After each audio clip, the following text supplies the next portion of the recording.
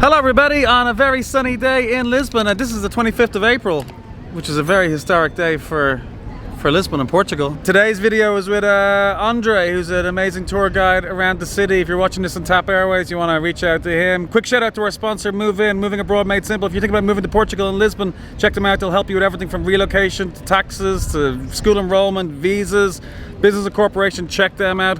And that's it. And now to the video, the very rambling video, should I say. We walked a lot. We walked a lot. Oh, there's Rita, hiding there in the background. I can't even see, it's so sunny today. Okay, here's the video with Andre from Lisbon. Andre.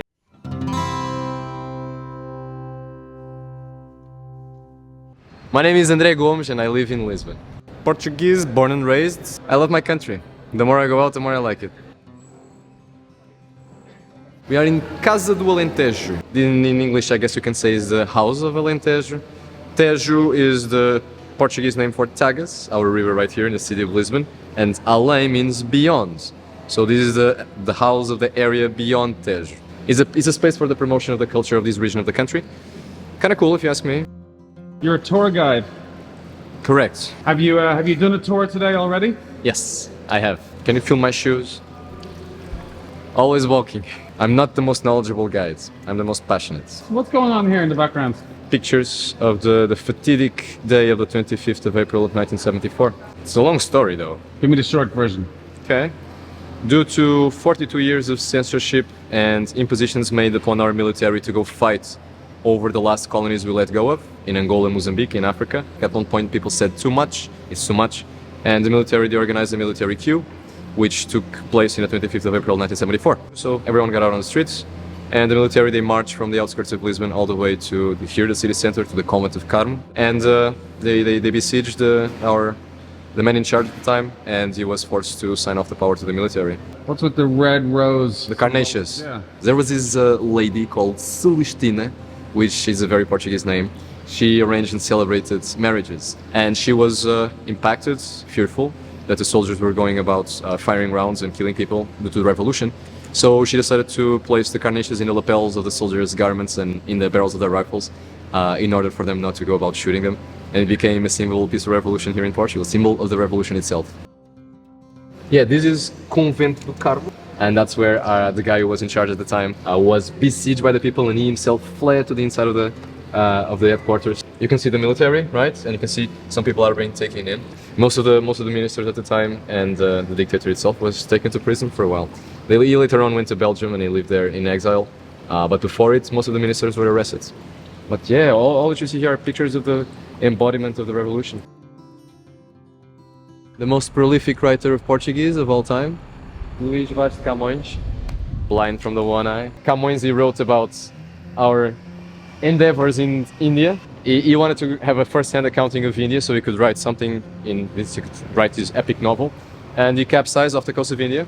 And legend has it that he swam with just one arm in a thunderstorm, in a sea storm, just to save the manifest. You know, just to save that one book.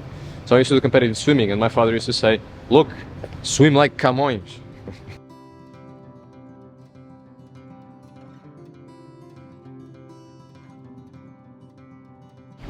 Yeah, sorry about the cranes disrupting the view. Don't like it. Don't like it. Leave it as is. The earthquake will come eventually. There's no point in construction. The earthquake will just do a number on the city again. I always think that Lisbon is due another earthquake. Yes, literally is. On average, we had them every 250 years, and the last big one was in 1755. If you're quicker at maths than I am, we're past due. We are in the Avenida de Liberdade, Avenue of Liberty, the widest, longest avenue in the entirety of the country. This is the avenue from where the tanks and the soldiers came marching to the city center to free us. They all congregated at the very far end of the avenue, and then they came marching down. How did you get into the tour guide game? I worked already in tourism here in Lisbon, and then I kept seeing my colleagues who were tour guides. They got to go outside and play in the sun, no boss, outdoors, having fun, meeting people from all over the world, and I said, I want to be on that side of the barricade. Most of the tour guides that I've met in the city, which have studied to be a tour guide, they see it as a job. To me, this is no job. This is just, I'm being paid to have fun. When you're doing your tours, what do you like talking about the most? Portuguese history, Lisbon history? History in general, but of late, Freemasons. And now Lisbon is the biggest open-wide Freemason temple in the world. Symbology and iconography and motifs are everywhere if you know where to look for them.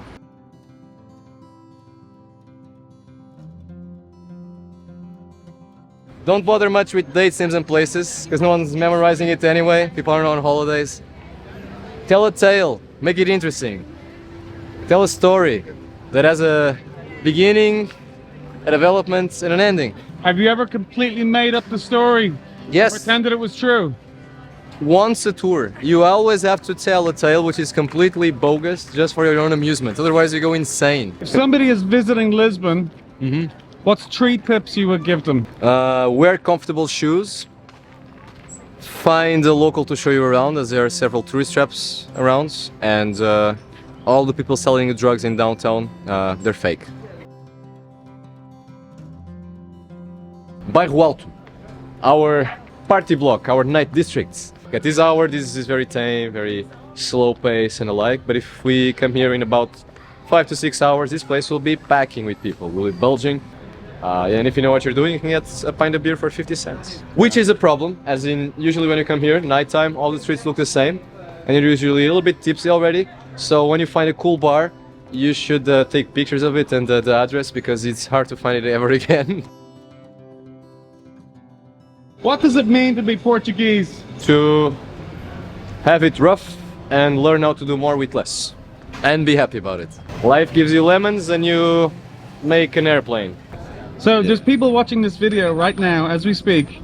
As we speak. On Tap Airways. What's one thing you want to tell them that's not shameless self-promotion? Well, so you think you're arriving in Portugal's capital. Sorry to spoil the party. Lisbon is not the capital of Portugal. It never has been. We never got the Pope's nod to make it our capital. Our capital is Coimbra, my actual roots. So, apologies. You lucked out. But welcome to Lisbon, regardless. Thank you. That'll do. That's a wrap.